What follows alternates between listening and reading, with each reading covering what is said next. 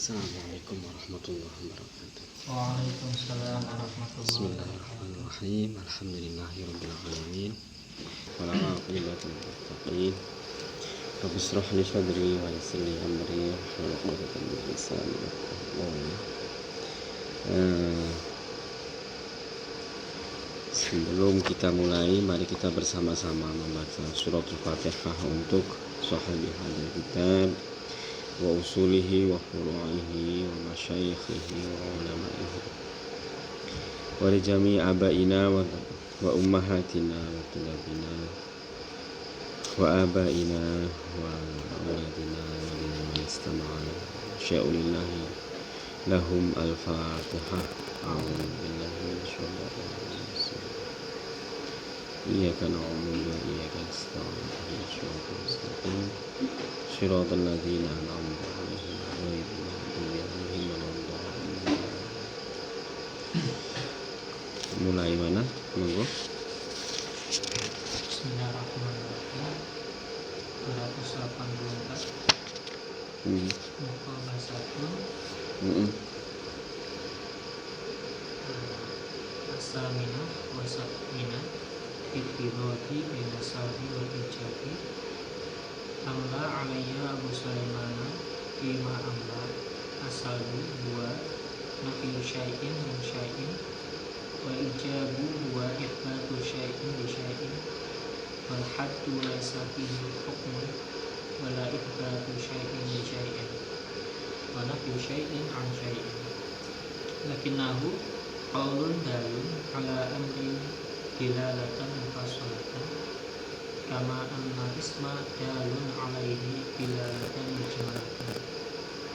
Mithalu dzalika anuqtatu fa innahu sawa'un qultu syai'un ma la tus'alahu aw qultu nuqtatun min qibali anna qawli nuqtatun laisa fihi hukmun.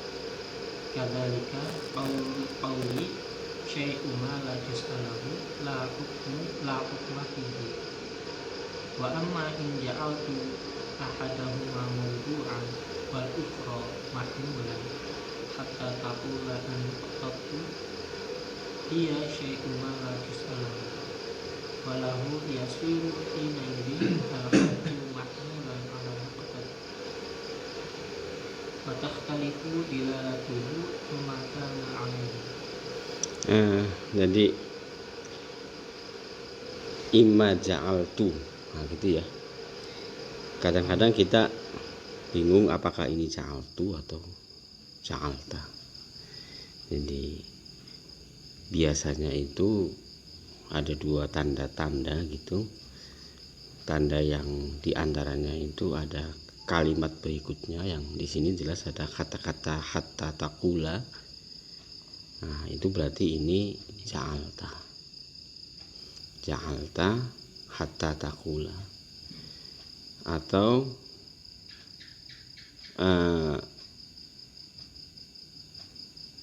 idza, atau apakah idza itu setelah atau sebelum. Jadi syartiyah idza, kata-kata idza itu kecenderungannya ja'alta atau ta, bukan tu. Begitu. Jadi ini ya memang apa namanya, ya sense of language aja yang harus bisa kita pahami begitu. Jadi oke, saya kira itu aja tambahan nahwunya. Jadi ja'alta begitu ya. Oke, berikutnya diterjemahin atau dipahami itu. Muqabasat yang ke-78 mengenai perbedaan antara salab mencabut, ijab dan ijab menerima. Jadi salab itu negatif atau negasi, sementara ijab itu positif. Jadi sebenarnya konsep negatif itu apa sih? Atau menegasikan gitu, atau Ya mungkin ya memang kita harus memang kemudian di dunia modern kan beda-beda, jadi kayak negasi, menegasikan atau negatif atau minus gitu. Tetapi struktur salab dan ijab ini menjadi tradisi di kalangan para ilmuwan, menjadi sebenarnya juga digunakan di tauhid. Ada sifat-sifat salbiyah. Nah, begitu kan. Sifat salbiyah itu ya sifat yang tidak dalam arti tidak sesuatu yang bersifat negatif. Jadi ada salbiyah atau ijab. Salb itu ya itu tadi apa ya, ya negatif atau negasi atau menegasikan. Menegasikan itu menihilkan ya, atau meniadakan gitu, atau gimana ya. Ya coba kita pahami ya. Monggo. Abu Sulaiman mendikte kepada saya mengenai sesuatu yang ia diktekan, bahwa negasi itu adalah menafikan sesuatu dari sesuatu yang lain, sedangkan ijab atau positifis itu adalah menetapkan sesuatu pada sesuatu yang lain, bagi sesuatu yang lain. Sedangkan had atau batas, laisa fi hukum, itu tidak ada di dalamnya hukum dan tidak pula ketetapan atas sesuatu bagi sesuatu yang lain, dan tidak menafikan sesuatu dari sesuatu yang lain. Akan tetapi had itu adalah ucapan yang menunjukkan atas sesuatu sebagai petunjuk yang terperinci, sebagaimana sesungguhnya nama itu menunjukkan atas isim dilalatan mujmalatan sebagai petunjuk yang global. Oke. Ya, ini terminologi klasik, tetapi saya kira masih relevan untuk kita pahami sekarang ya. Jadi gini loh maksud saya. Ada satu konsep namanya salab, ada satu konsep namanya ijab, ada satu konsep namanya had. Dan ini berbeda. Definisi itu tidak sama dengan positif, ataupun tidak sama juga dengan negatif. Maksudnya negatif itu apa ya? Jadi ya sebagaimana di sini nafyu syai'in min syai'in, tidak adanya sesuatu dari sesuatu. Mungkin min syai'in akhor atau min syai'in di dalam dirinya. Misalnya contoh,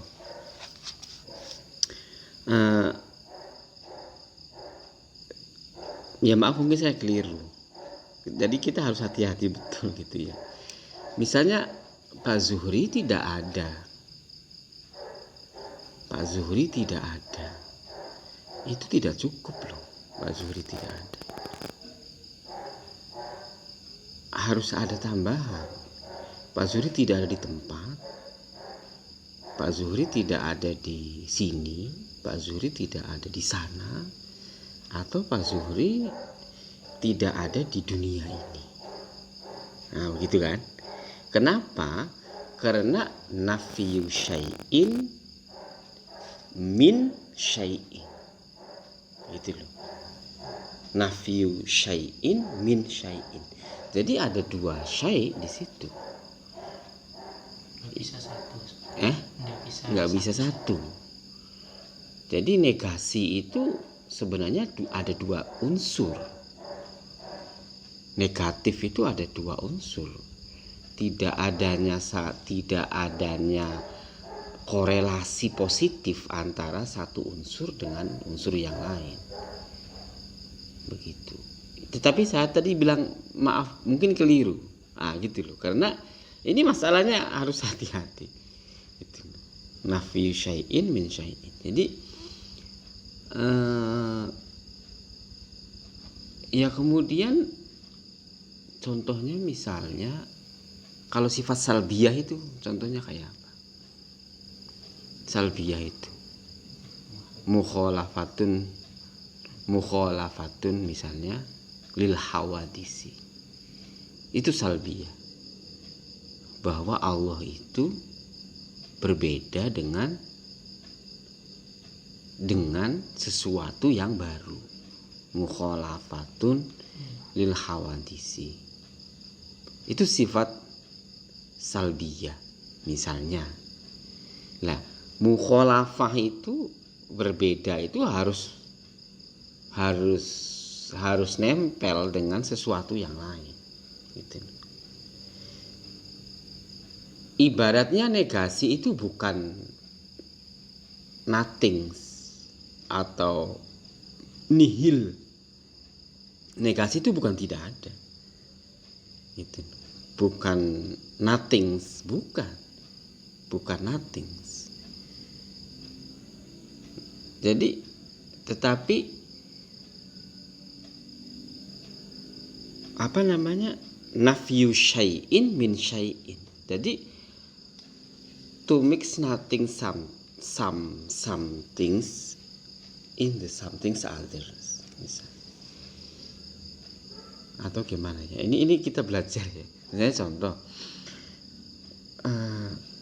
sudah hamil belum ya? Ya ini contoh aja, maaf ya. Mungkin saya keliru lagi. Coba kita periksa ke dokter. Gitu kan? Kemudian negatif. Atau sekarang yang ngetren lah. Ada nggak virus corona? Kita swab. Itu negatif. Negatif hasilnya. Iya kan? Bukan positif. Artinya negatif itu nafyu syai'in min syai'in. Tidak adanya sesuatu pada sesuatu yang lain. Tidak adanya virus pada anggota tubuh kita. Itu berarti negatif. Gitu kan. Nafyu syai'in min syai'in. Jadi bukan berarti nothing. Tapi memang ada somethingnya, tetapi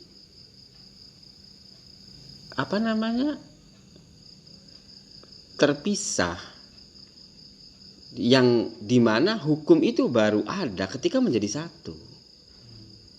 Gitu. Misalnya kumpul suami istri jadi positif misalnya. Contoh ini. Itu kan kumpul satu dengan X dengan Y. Itu jadi positif. Jadi isbatu syai'in li syai'in akhar atau min syai'in akhar.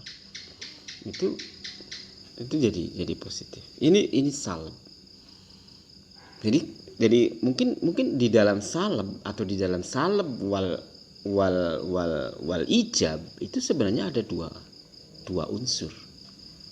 Ada dua unsur begitu. Oke. Yang saling tergantung, yang saling menetapkan atau tidak menetapkan.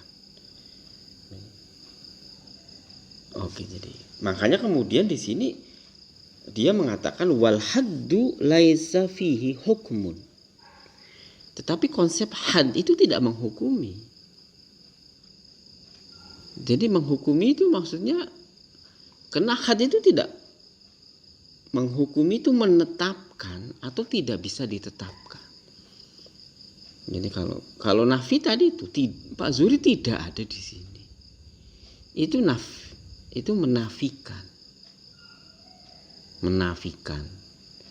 menafikan sesuatu di dalam ruang sesuatu itu. Bolehkah kita menafikan Tuhan, menegasikan Tuhan, bahwa Tuhan itu tidak ada di dalam pikiran, nalar, atau di dalam realitas, atau di dalam jagat raya? atau di dalam konsep. Itu namanya nafyu syai'in min syai'in. Itu menegasikan. Nah, itu struktur seperti itu bukan mendefinisikan, gitu. Atau Tuhan itu ada. Tuhan itu ada di dalam konsep pemikiran manusia atau dalam nalar manusia. Tuhan itu ada. Atau di dalam realitas. Atau bagaimana cara memahaminya. Tuhan itu ada di mana-mana. Yaitu penuh tafsir dan takwil. Tapi maksud saya itu adalah isbatu syai'in min syai'in. Nah, yang mau saya tekankan itu berbeda dengan konsep definisi. Karena definisi itu tidak menetapkan, menghukumi, atau tidak menafikan atau tidak menghukumi. Definisi itu hanya apa? Ini gitu. Menunjukkan begitu sesuatu atas perkara. ya. Walakinnahu qaulun. Qaulun itu bisa jadi ibarah loh ya. Jadi definisi itu adalah qaulun dalun ala amrin dilalatin munfasilah. Jadi definisi itu tidak relevan dengan konsep ada atau tidak ada. Gitu. Jadi Pak Zuhri adalah qaulun kan, dalun yang menunjukkan begitu. Jadi qaulun ala amrin yang menunjukkan atas sesuatu begitu dalam sebuah dilalah. Dilalah itu sebuah narasi argumen ataupun sebuah struktur kalimat yang menjadi kata-katanya Pak Zuhri adalah seorang atau makhluk hidup yang bisa bernalar begitu misalnya, atau seorang manusia yang apa begitu. Ini adalah dalun qaulun dalun begitu ala amrin, yaitu saya yang dilalah munfasilah. Jadi munfasilah itu bahwa saya itu berbeda dengan argumen ini. Itu namanya munfasilah. Ini definisi yang mungkin sederhana, tapi maksud saya struktur kalimatnya begitu. Jadi jangan sampai kita menyamakan antara, sering keliru antara menetapkan dengan mendefinisikan. Beda. Jadi ya beda memang. Jadi gitu ya, antara menetapkan atau meniadakan dengan mendefinisikan. Sesuatu yang beda. Intinya di situ, poinnya di situ menurut. Oke, terus. Misalu dzalika nuqtah bainahu sawa'un qultu syai'un ma la juz'alahu aw qultu nuqtatun min qibali al-qawli nuqtatun laisa bihi hukm. Contoh dari hal tersebut yaitu titik nuqtah. Maka sesungguhnya kelakuan itu sama saja ketika saya mengatakan syai'un ma la juz'alahu, itu adalah sesuatu perkara yang tidak memiliki bagian di dalam baginya, atau saya mengatakan nuqtah itu dari perspektif ucapan saya, nuqtah itu tidak memiliki hukum di dalamnya. Sebagai begitu pula ucapan saya syai'un ma la juz'alahu la hukma fihi, sesuatu perkara yang tidak memiliki bagian baginya itu tidak memiliki hukum di dalamnya. Adapun jika kamu menjadikan salah satu dari kedua syai'un ma la juz'a dan la hukma fihi sebagai maudhu, sebagai label, dan yang lainnya itu sebagai mahmul yang dibawa, sehingga kamu mengatakan an-nuqthah hiya syai'un ma la juz'a lahu. Nuqthah itu adalah sesuatu perkara yang tidak memiliki bagian baginya, dan karena syai' itu karena syai' itu definisi itu menjadi mahmul atas nuqthah. Takhtalifu dilalatuhu amma kana alaihi, dan hal ini menjadi berbeda petunjuknya dari sesuatu yang ada atasnya. Oke. Ya, susah sekali. Jadi kita coba sekarang uji. Ini persoalan mendasar, logika, konsep, begitu. An-nuqthah, kata-kata an-nuqthah. Jadi kita kan dapat 3 konsep: salab, ijab, sama had.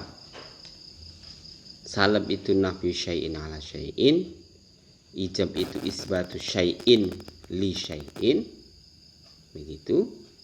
Kemudian had itu adalah qaulun dalun ala amrin dilalatan munfasilatan, begitu. Oke, sekarang kita kembali kepada an-nuqthah. Jadi pada saat yang sama, ketiga konsep tadi berhadapan dengan konsep yang keempat, yaitu namanya isim. Isim itu dalun alaihi dilalatan mujmalatan. Ini yang keempat. Ijab, salab, had, isim. Isim itu apa? Dalun alaihi dilalatan mujmalatan. Itu isim. Sekarang an-nuqthah. Kamu definisikan an-nuqthah itu apa? Syai'un mala juz'alahu. Jadi meskipun kamu atau apakah kamu mengatakan an-nuqthah itu syai'un la juz'alahu, atau kamu mengatakan bahwa nuqthah itu laisa fihi hukmun. Loh, kalau syai'un ma la juz'alahu atau laisa fihi hukmun itu apa? Kalau Anda bilang an-nuqthah la syai'un ma la juz'alahu, itu berarti definisi atau had, begitu. Atau nuqthah itu laisa fihi hukmun, itu juga had, itu sama. Kadzalika qauli, sebagaimana ucapan saya, syai'un ma la juz'alahu la hukma fihi. Tetapi pada saat yang sama, ketika syai'un ma la juz'alahu la hukma fihi, sama, had. Oke. Jadi nuqthah syai'un ma la juz'a fihi atau syai'un laisa fihi hukmun, itu namanya nuqthah. Itu. Oke. Itu mendefinisikan. Jadi kita betul-betul mau mendefinisikan ini dibolak-balik itu kekeh ya. Pokoknya itu kan. Ini dengan kata-kata yang panjang sekalipun, nuqthah itu akhirnya ketemu di satu titik, yaitu apa misalnya. Di sini sudah ditemukan. Sekarang dalam konteks kasus nuqthah yang Anda definisikan sebagai syai'un la hukma lahu atau ma la juz'a lahu, syai'un ma la juz'a lahu, itu ada 2 problem.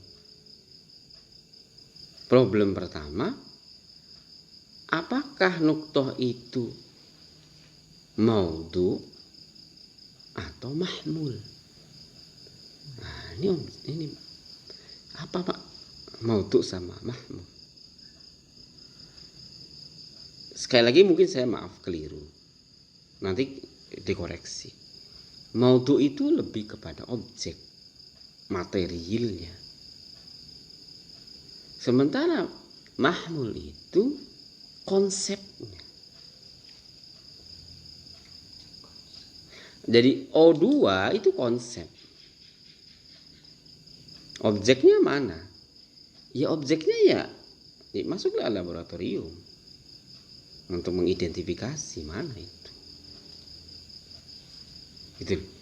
Nah, jadi wa imma in ja'alta ahaduhuma mawdu'al akhar hatta taqula an-nuqtatu hiya syai'un ma la juz'alahu. Sehingga kamu mengatakan syai'un ma la juz'alahu. Nah, sesuatu yang tidak ada bagiannya. Nah, itu menjadi konsep. Jadi nuktoh itu janjane ki materine ono. Kan begitu. Ya kan anggaplah kita coba bikin atom atau partikel. Partikel itu materinya ada enggak sih? Tapi kita bangun sekarang konsepnya. Syai'un ma la juz'alahu. Itu konsepnya. Walahu yasiru hina idzin al-haddu mahmulan ala nuqtah. Nah, oleh karena itu kita bisa menyimpulkan bahwa sesungguhnya konsepsi, definisi itu adalah ya abstraksi atas objek. Gitu loh. Bingung. Jadi kita kan tadi disuruh untuk membedakan antara objek dengan mahmul, antara konsep dengan meter. Gitu. Kalau kita katakan pada nuktoh itu yang paling kecil yang kemungkinan untuk mencari meternya itu susah. Gitu. Karena la juz'alahu, bayangkan. Kalau la juz'alahu itu koyo opo ngono.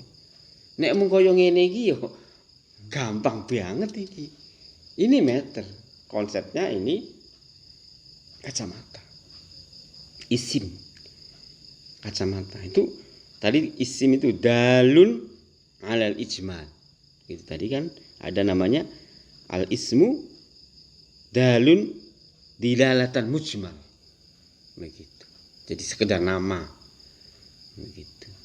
Dibilang kata benda, ya itu sebenarnya sederhana kata benda itu. Untuk membedakan antara fiil, kata kerja gitu.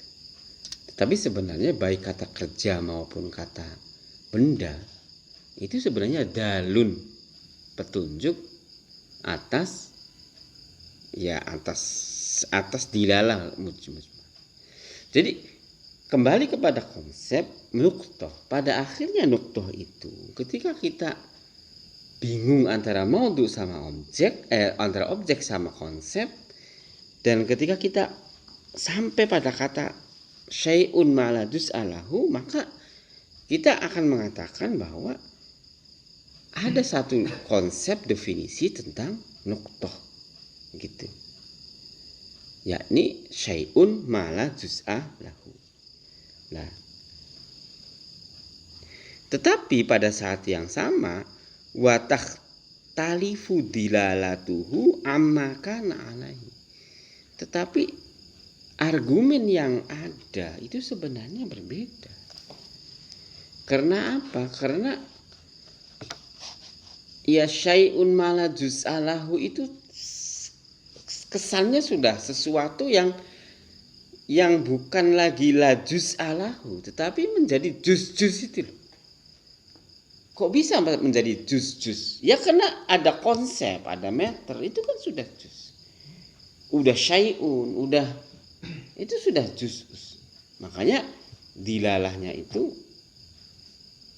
ini. Artinya kita berbicara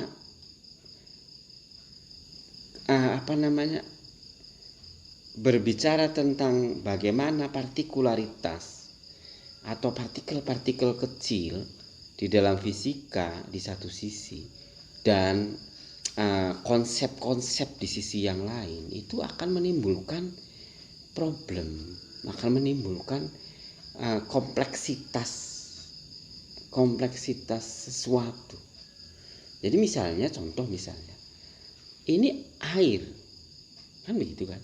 Air itu diasumsikan dengan apa konsepnya? O2, H2O. Air. Konsep air dengan H2O ini sebenarnya kompleks, problematik. Karena seakan-akan air itu direpresentasikan dengan H2O. Padahal belum tentu konsep H2O itu bisa betul-betul mengidentifikasi air. Karena saya yakin, saya menduga bahwa unsur-unsur partikel di dalam air itu tidak sekedar H2O. Ini problem antara konsep had mahmul dengan meter. Itu air yang ada. Coba partikel yang paling kecil dari air. Tuh, kan begitu kan?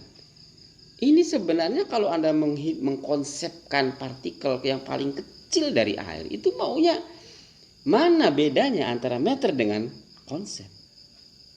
Jangan-jangan cuma konsep tanpa meter. Atau ada meter tetapi berbeda dengan konsep. Begitu. Ditarik ke teologi bagaimana? Anda mengidentifikasi Tuhan sebagai konsep, tetapi di sisi yang lain, ya maaf ya, bukan berarti Tuhan itu meter. Tetapi mau tidak mau, Mas, ketika Anda mengkonsepsikan itu membayangkan adanya meter itu loh. Makanya alal kursi istawa. Begitu kan? Ya memang itu susahnya begitu. Itu kan kompleks itu persoalannya.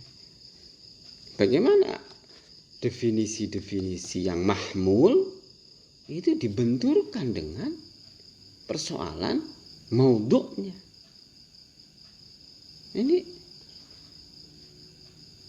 ya mungkin maudhu' itu objek, tetapi objek itu pasti berkaitan dengan meter. Iya, objek tentang ketuhanan berkaitan dengan meter, mau tidak mau. Ini problem yang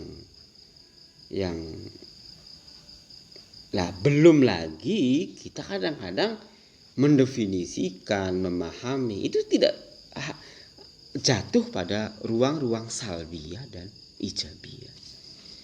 Begitu. Ini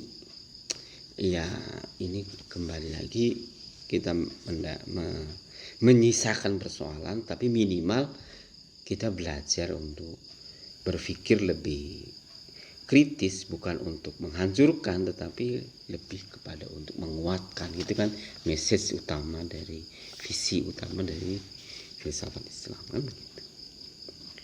Ada pertanyaan sebelum masuk? Kalau orang menafikan tentang Tuhan itu, apakah dia punya konsep sendiri gitu Pak, tentang sesuatu yang dimana sesuatu yang lain tidak bisa masuk ke situ? Apakah dia atau kata benar-benar kosong, tidak ada sama sekali?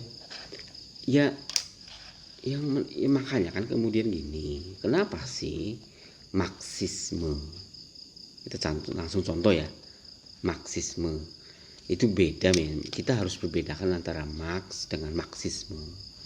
Karl Marx itu pemikiran yang melahirkan paradigma materialisme, begitu. Materialisme, gurunya itu Hegel itu dialektika, begitu.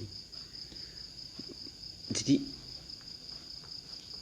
kata Marx itu yang Tetapi ingat ya, Marx itu bukan teologi. Marx itu adalah sosiologi.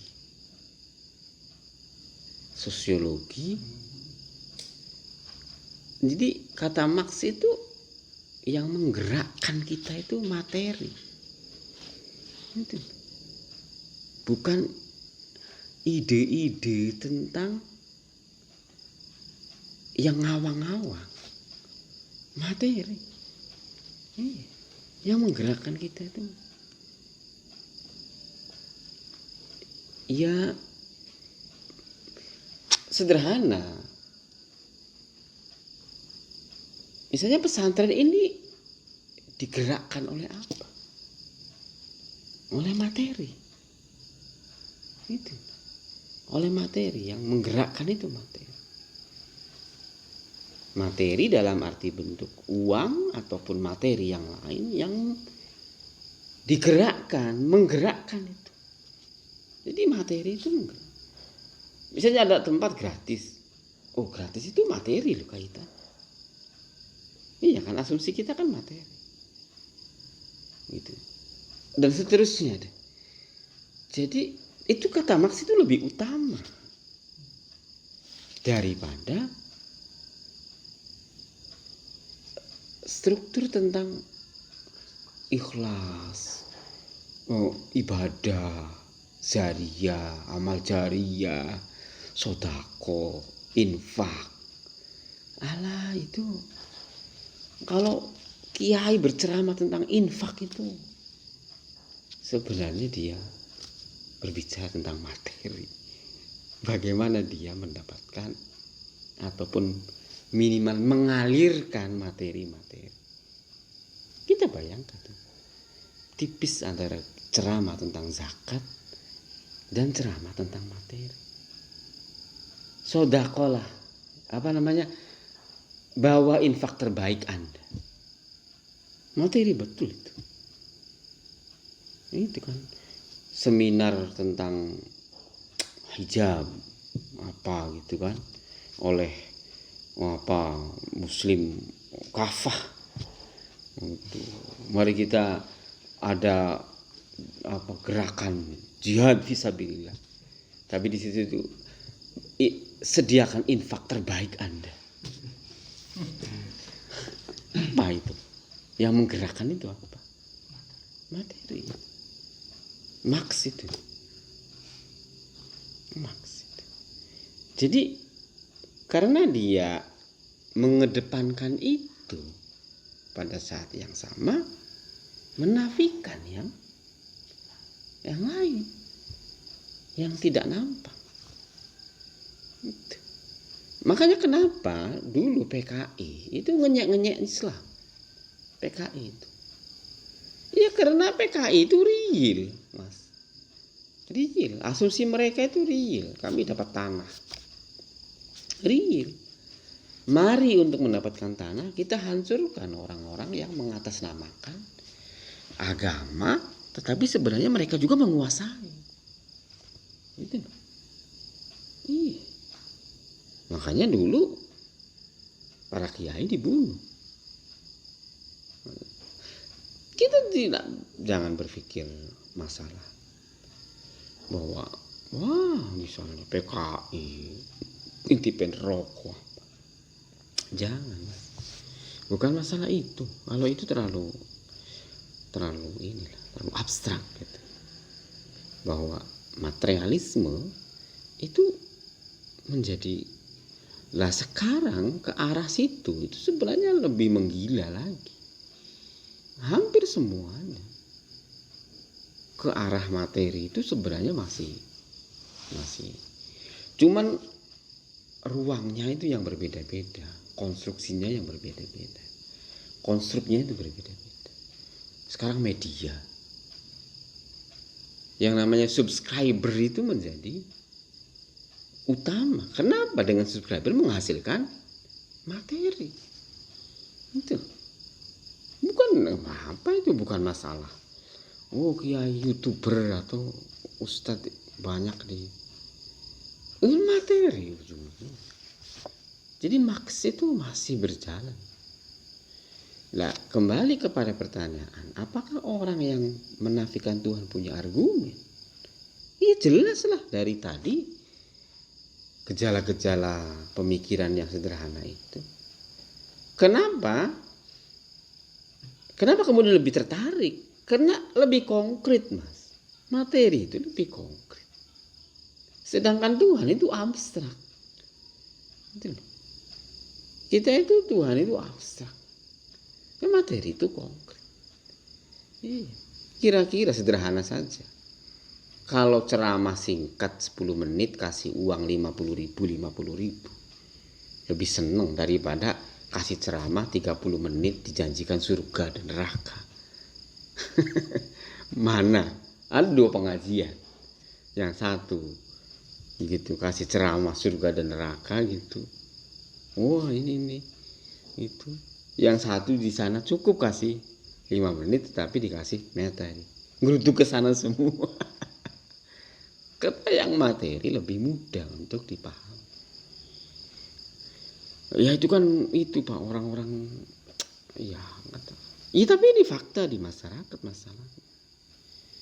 Tuh Anda mau sufi, mau berceramah tentang sufi, silakan aja. Siapa yang melarang? Tapi masalahnya mereka lapar. Anda suruh bicara sabar, gitu. Silakan aja. Tapi masalahnya mereka butuh. Ini tantangan, maksud saya, tantangan bagaimana kita mengargumenkan agama itu tidak sesederhana yang kata orang untuk menyerang ini, menyalahkan ini. Enggak gitu. Di dunia akademik itu ya maaf saja, saya harus mendudukkan secara netral 2 bidang-bidang ini. Tidak boleh subjektif. Kalau agama saya, Nabi Muhammad saya subjektif ini enggak. Kalau itu persoalan keyakinan itu hal yang lain. Kan gitu kan. Tapi ketika kita mendiskusikan Nabi Muhammad misalnya di depan para orientalis, di depan orang para penentangnya, kita harus dalam jalur rel yang sama. Gitu loh. Kalau mau tarung itu dalam ruang yang sama. Jangan di 2 rel yang berbeda. Kalau rel yang berbeda itu kalau nggak debat kusir ya saling lempar batu. Iya. Di ruang yang sama. Kalau mereka diskursusnya ini ya kita coba dengan jalan yang sama layani. Itu. Satu dan tidak bisa dikalahkan satu dengan yang lain. Kalau kita bidangnya fisika gitu, kita tidak bisa mengalahkan kimia. Atau sebaliknya. Nalar-nalar kimia tidak bisa mengalahkan fisika. Itu satu contoh karena disiplin itu punya prinsip paradigmanya masing-masing. Ini satu contoh. Gitu ya, Mas. Oke, masih terus atau terus? Bismillahirrahmanirrahim. Muqabasatun atasi'a wa sab'ina bi anna tabi'ata ismun mushtarakun yadullu ala ma'anin. Qala Abu Sulaiman aidan imla'an at-tabi'atu ismun mushtarakun yadullu ala ma'anin. Ahaduha zatu kulli syai'in araban kana aw jaharan aw basitan aw murakkaban. Kama yuqalu tabi'atul insani wa tabi'atul falki wa tabi'atul bayadi wal hararati ma'na dzatihi. Wa yuqalu aydan 'ala al-murakkabi minha. Wa yuqalu 'ala mazajil awwalil lahiqi bi kulli murakkabin min al-istiqsati. Wa yuqalu 'ala mazajil 'ami bi tanawwu'il insani alladhi huwa mawdu'un bin nadri fihi. Faqad yasta'miluhu at-tabibu 'ala al-mazajil 'ami wa yuqalu 'ala al-mazajil khassi bi naw'il insani alladhi mawdu'un bin nadri fihi. Muqabasat yang ke-79 tentang tabi'ah itu adalah isim mustarok yang menunjukkan atas beberapa makna. Abu Sulaiman berkata juga dengan mendikte, at-tabi'atu ismun mustarakun. Tabiat itu adalah nama mustarak yang menunjukkan atas beberapa makna. Salah satunya itu zat tiap-tiap sesuatu, baik yang nampak maupun yang substansial, atau yang basit maupun yang murakkab, yang tersusun. Kama yuqalu, sebagaimana dikatakan, tabi'atul insan, tabi'ahnya manusia, tabi'ahnya cakrawala, tabi'ahnya putih, dan tabi'ahnya sifat panas. Itu makna zatnya sendiri. Dan dikatakan juga atas hal yang tersusun dari tabiat, dan dikatakan atas mazaj yang awal yang menyusul pada tiap-tiap yang tersusun dari ujung yang akhir, dan dikatakan atas mazaj yang awam, yang umum, mazaj yang umum itu dengan bermacam-macamnya manusia yang menjadi label pada pandangan di dalamnya. Dan terkadang dokter juga menggunakannya atas mazaj orang awam, dan dikatakan pula atas mazaj yang khusus, yang tertentu, dengan bermacamnya manusia yang menjadi label minadri bagi pandangan fihi di dalam al-mazaj. Oke. Jadi kata-kata yang harus clear itu istilahnya al-mazaj. Itu kalau kita mau serius memahami konsep ini, mazaj itu, dan saya kira sudah beberapa kali, tapi jujur saja kadang-kadang kita masih confused untuk memahami. Yang kedua itu di sini ada struktur, ada kata-kata zat, ya ada zat. Jadi, tetapi oke lah, kita coba bangun dulu. Jadi istilah yang kita pahami itu ada yang kata-kata tabi'ah itu ada yang ada yang ditembeli dengan ya nisbat, itu menjadi tabi'iyat, sama dengan ilahi, ilahun, Tuhan, menjadi ilahiyat. Jadi Ibnu Sina begitu, itu ilahiyat. Dari bahasa Yunaninya apa, atau bahasa filsafatnya apa, ilahiyat di situ. Itu menjadi metafisik. Meta itu after, fisik itu ya fisik. Lah tabiat itu fisik. Nah, gitu kan. Jadi fisika, sesuatu yang berbicara tentang matter. Fisik itu sesuatu apa? Fisika itu apa? Lah, kita memahami struktur hukum ataupun kemungkinan speech tentang fisika. Jadi tabiat itu ya fisik. Jadi fisik, ilmu fisika itu tabiat, begitu. Lah, bagaimana memahami tabiat itu? Tabiat itu satu, katanya dipahami sebagai menurut ini Yang jelas ismun mustarak. Dalam arti kalau ismun mustarak itu jelas kemungkinan maknanya itu lebih dari satu. Kan begitu kan. Nah, yang pertama dia ingin mengatakan bahwa tabiat itu adalah zatu kulli syai'in. Nah, jadi zatu kulli syai'in ardon au jauhar. Substansi dari segala sesuatu baik yang sifatnya ard. Saya bingung juga ini. Ard itu jadi begini loh.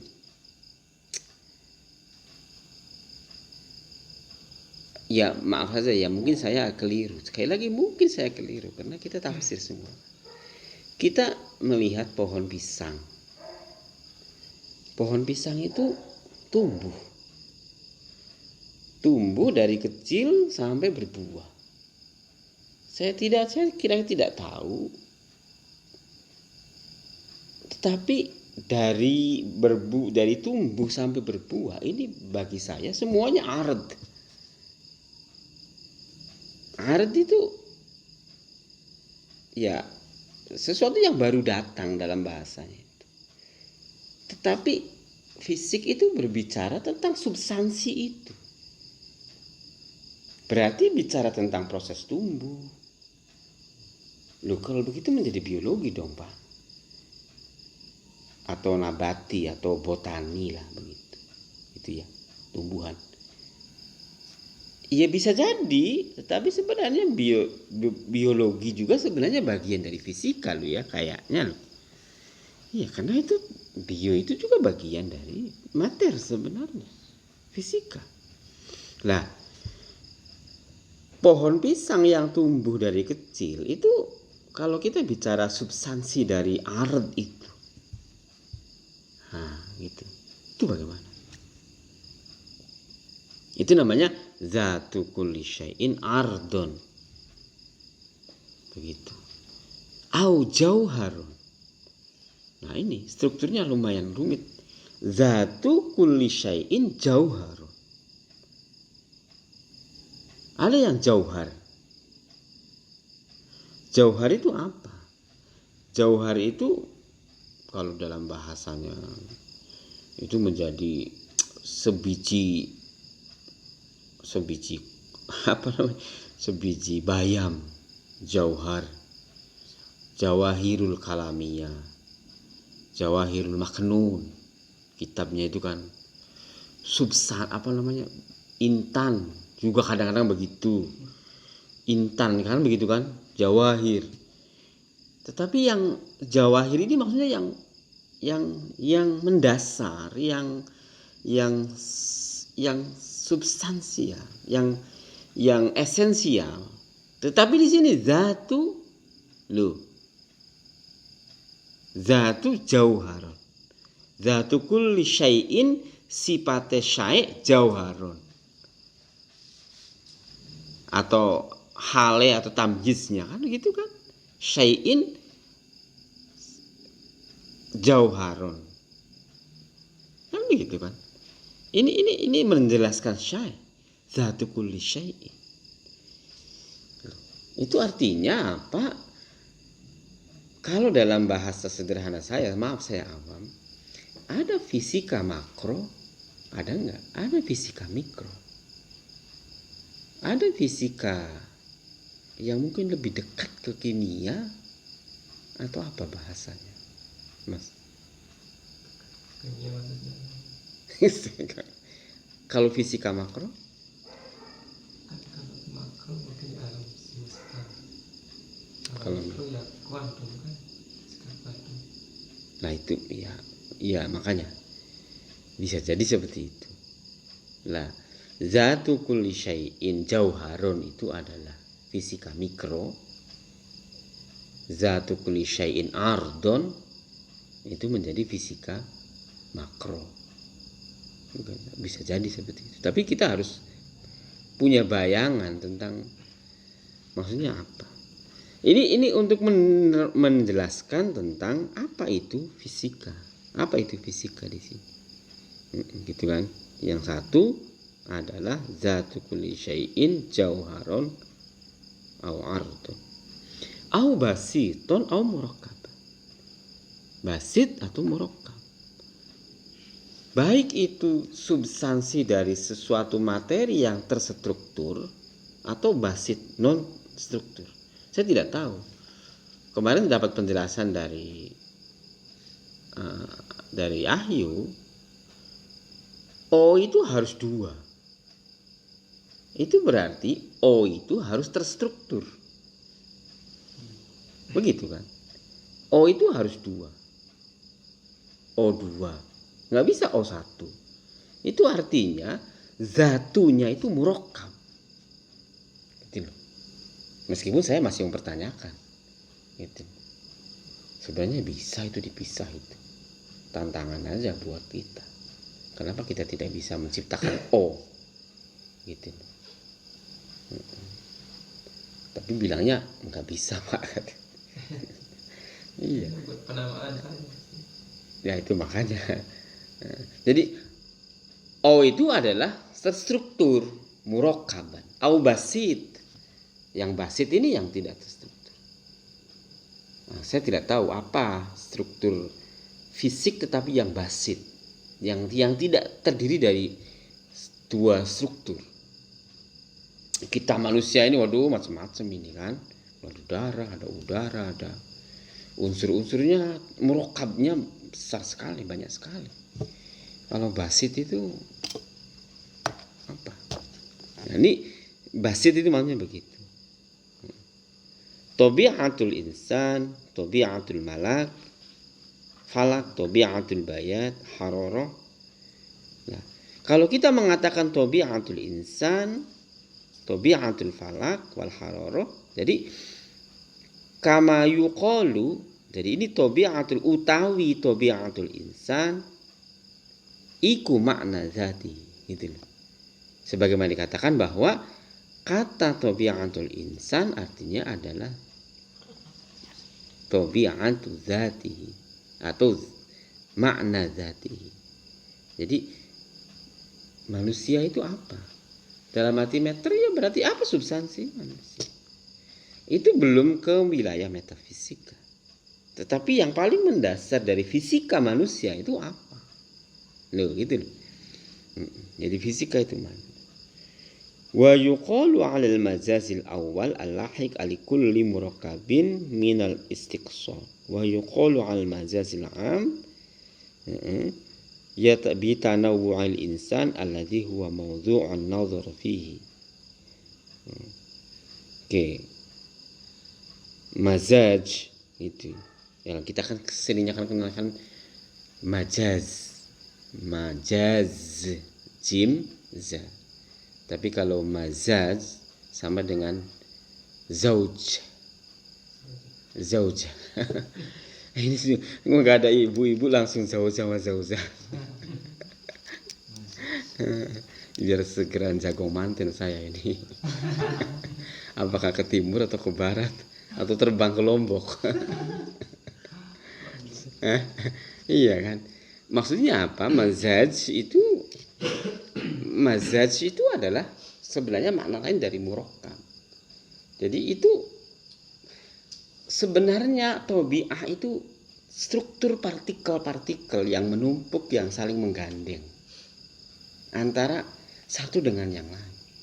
Kalau kita mengatakan udara itu H2O, itu berarti mazaj, bahwa makanya kan materi itu gambar kimia itu kan atau fisika itu kan mesti gandeng sini, gandeng sini, gandeng sini. Kan begitu kan simbolnya itu.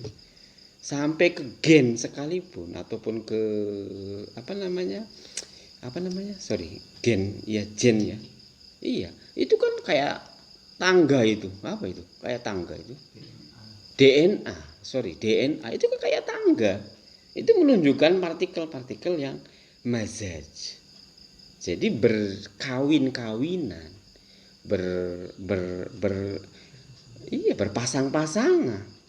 Begitu. bertemu. Itu loh. Ini kenapa kita disuruh sampai seperti ini loh Mas. Pertanyaan sederhana itu. Kalau begitu konsep penciptaan itu seperti apa? Loh, problem. Maksud saya teologi kita itu dipertanyakan lagi. Menciptakan itu loh. Bahwa Allah menciptakan bumi dan langit. Menciptakan itu. Kalau kita membangun konsep struktur bahwa tabi'ah itu adalah al-mazaj, itu sebenarnya konsep penciptaan itu dalam arti tak ciptakan sesek ini. Jangan-jangan cuman berbentuk merangkai antara satu partikel dengan gawe boto. Iya cuman merangkai tanah, dedak, udah. Cetak gitu jadilah bata, dibakar. Mana ciptaannya? Itu bikin baju. Sama juga. Jadi ini kesana kan larinya. Jangan kemudian ini kok sampai belit-belit kayak gini untuk apa toh Pak? Enggak gitu. Itu bermakna betul ini. Untuk kepada konsep-konsep yang lain. Gitu loh. Tidak sesederhana ini. Tidak sesederhana. Jadi makanya wa yuqalu al mazazil awal, struktur awal ataupun rangkaian awal atau pasangan awal al-lahiq yang ketemu likulli murakabin dalam setiap struktur minal istiqsati dari sesuatu yang ya bersifat paling puncak sekalipun. Gitu. Jadi wa yuqalu al mazazil am bi tanawwu'il insan alladhi huwa mawdu'un nadhar fihi. Dan juga dikatakan dalam konteks pasangan yang umum atau struktur yang umum dalam berbagai macamnya manusia alladzi huwa mawdu'un yang menjadi objek linadhari untuk dilihat atau melihat fihi di dalam konteks. Tanawu al-insan. Anda mengatakan manusia itu ada hitam, ada putih, ada merah, ada apa? Manusia Afrika ciptakan saka opo tanah sing luwih ireng, enggak gitu. Iya, itu mazaz itu dari struktur matahari, alam. Kan begitu kan? Begitu juga barat, Eropa. Begitu juga Amerika Latin. Itu semua terbentuk pola-pola yang bermacam-macam sektor. Begitu juga dengan yasta'miluhu at-tabib 'ala al-majazil 'am wa yuqalu 'ala al-majazil khas. Oke. Saya kira bina'il insan alladhi huwa yadu'u an-nadhar fihi. Kalau misalnya dokter itu apa? Dokter itu bagian dari manusia atau dokter itu macam dari manusia atau dokter itu adalah profesi yang dimiliki oleh manusia atau dokter itu apa? Bagaimana kita membedakan antara manusia A yang namanya dokter dan manusia B yang namanya kiai? Gitu loh. Apakah dia diciptakan sebagai kiai atau dia diciptakan sebagai dokter? Nah, pemahaman tentang manusia ketika dia berprofesi sebagai dokter atau berprofesi sebagai kiai itu menunjukkan bahwa konsep tentang manusia sebagai fisik itu terbangun lewat majaz, lewat struktur pasangan ataupun dialektika antara satu unsur dengan unsur yang lain yang membentuk dirinya. Baik itu secara sosiologis, antropologis maupun ini dalam konteks modern ya, ataupun secara meter fisiknya. Begitu. Manusia Afrika itu keriting karena memang Anda kalau ke Afrika seminggu aja udah keriting, Mas. Karena panas dan jadi rambut itu terbentuk untuk menjadi keriting. menguai gitu. Kalau balik Indonesia lagi nanti lurus lagi. Kalau sampai sana keriting. Coba aja kalau nggak percaya. Jangan dibilang kemudian di sana itu. Ini satu contoh bagaimana bentuk daripada memahami substansi daripada manusia. Oke, saya kira sampai di sini sebagai ahaduhumah. Nanti mungkin kurang jelas, besok kita tambahi lagi. Mudah-mudahan ada manfaatnya. Mari kita akhiri dengan baca hamdalah bersama.